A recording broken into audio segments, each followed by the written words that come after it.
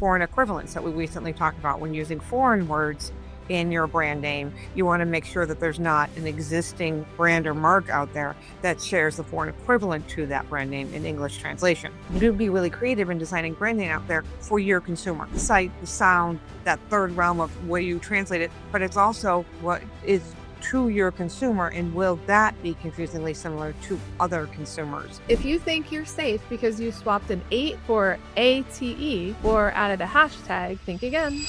So if you're using the numeral 4 and the letter U for you, is there a mark out there that already has for you in their mark? So you got to dig beyond just the surface. You got to dig beyond just the search. Two different brands, if they sound the same or very similar, the consumer may still be confused between those two brands. From a brand perspective, these can look really. Join us as we explore trademarks, copyrights, and intellectual property to ensure the protection of your creative assets.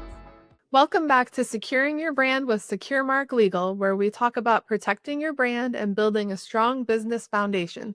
We are your hosts, Holly McFall, Melissa Jedda. And today we're diving into how creative our clients are in designing their brand names and how the USPTO handles those numbers, letters, and symbols in standard trademarks. If you think you're safe because you swapped an 8 for ATE or added a hashtag, think again. There are 26 letters, 10 numbers, and 32 symbols that we can get creative with when we are designing our brands. Depending upon who our consumer is, our trade channel, our clients, we may want to play with those numbers and letters and symbols to come up with a creative name that is distinct from other existing brands.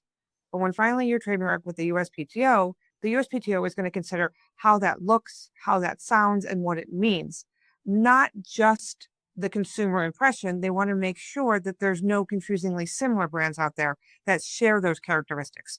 So if you're using the numeral 4 and the letter U for you, is there a mark out there that already has for you in their mark? And is that mark confusingly similar or share the same goods and services that you already have? These are all considerations that we need to do when running a comprehensive search and looking for that brand.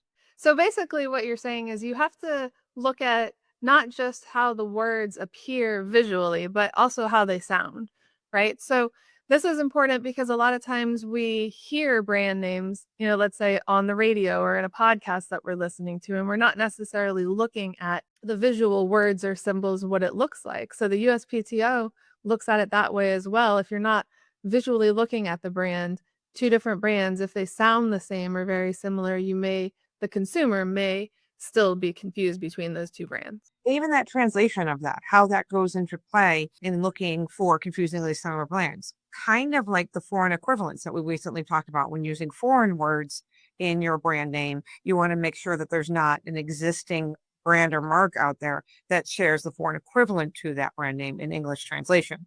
So the same idea of using the letter 8 for ATE, you're using that same play on words to make sure there isn't an existing brand out there that you'll be confusingly similar to. Right. So with translations, it's almost like that kind of third realm, where we're talking about the visual looking at it, the audio hearing it, but then in your brain, do you translate it to something different, maybe even without really thinking about it? If you see a brand that says amor, most people I think know that word, and you're going to think love or, see hearts in your mind or something. So there are kind of like those three different realms. You have to consider all of them. You'd be really creative in designing branding out there for your consumer. So it's the sight, the sound, that third realm of where you translate it, but it's also what will your consumer see? What is to your consumer, and will that be confusingly similar to other consumers? So let's use some examples here because we're kind of talking in the theoretical here. In the beginning, we use the letter 8. So how many different ways can you use the letter 8 and the combination there too? Obviously there's the word late, LATE. What else sounds like 8? The number 8. So we could have the letter L, 8, and R, and that sounds like later, similar to LATER. I can also think of like in creator, you could have CR8OR, or get really creative, do it CR8, the shift 8, so that star above the letter 8, R, or even with like an ampersand. So CRE ampersand TOR to all spell the word creator. And that's just being creative with letters and symbols. Right. And then, of course, with letters, you could use a K instead of the C, CH, KH. You know, I can think of limitless possibilities to make that K sound. And they Even only, a Q, oh, yep. Q, Q, U. QR, or going back to the doctrine of foreign equivalence, what if we made it sound French? CRE with the accent ATEUR. Now, not going to put on a French accent. We discussed this before. I do not do accents. I have enough trouble with English. But I could see where that could go into play, where you could make creator sound very fancy. Absolutely. So when we're talking about how, an examiner is going to look at it in all of these different ways, that translates directly to how we do our comprehensive search. A lot of times with these symbols and different combinations of letters and things and possible translations, we have to run the search many, many more times than we would for a standard, maybe English word or a word that doesn't translate, maybe a made up word with standard alphabetical letters only. We have to do the search in all of those different ways that we can possibly think of, with all of those different symbols and letter combinations and translations that we just talked about, to make sure that we don't find any confusingly similar trademarks out there in these different configurations. From a marketing perspective, from a brand perspective, these can look really different. They myself look really cool and unique. They can really create a different, unique perspective for the consumer for that brand. That's part of the consideration also when we're making an argument to the USPTO. If we run one and come across a confusingly similar name, is it the same goods and services? Are we talking about the same trade channel?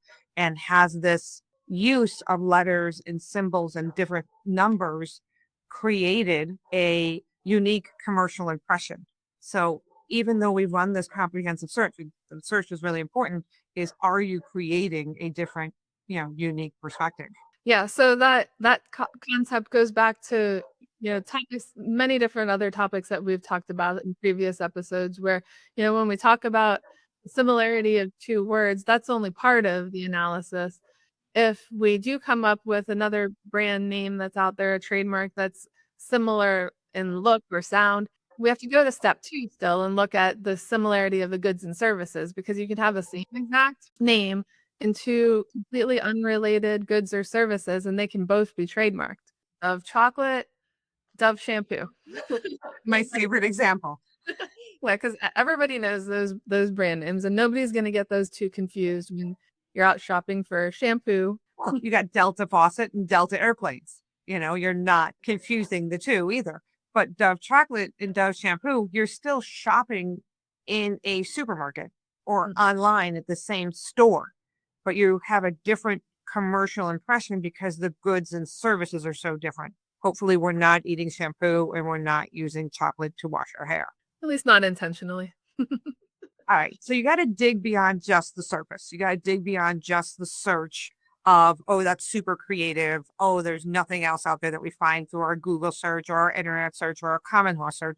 We got to dig through what is the way that can sound and how can that look in many different ways when we're running a search. Even on the flip side of that, Holly, we said that running one of these searches, we do it more times.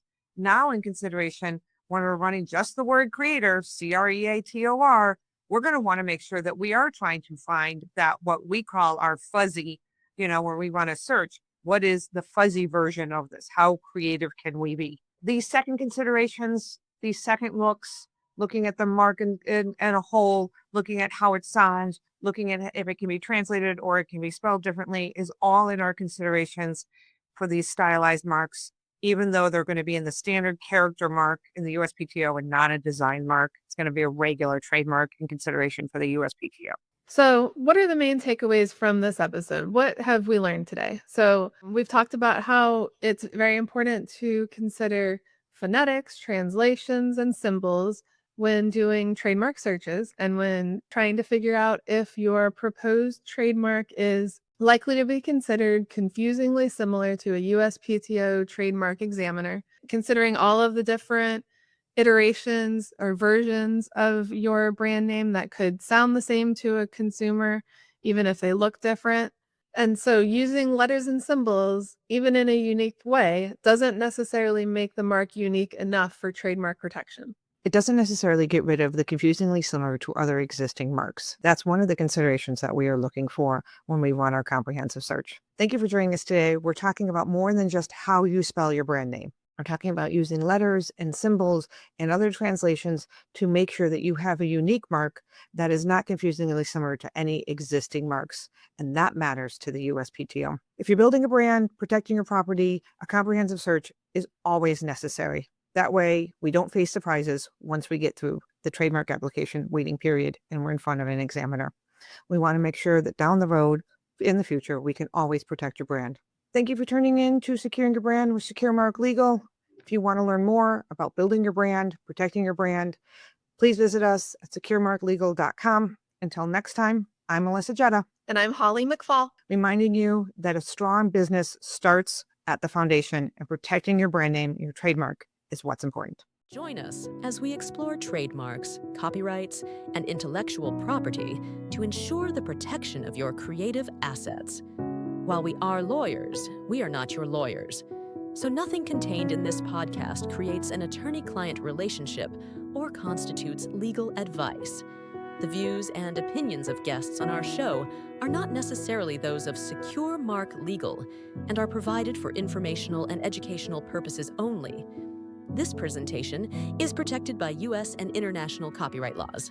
Reproduction and distribution of the presentation in whole or in part without written permission of SecureMark Legal is prohibited. Thanks for watching.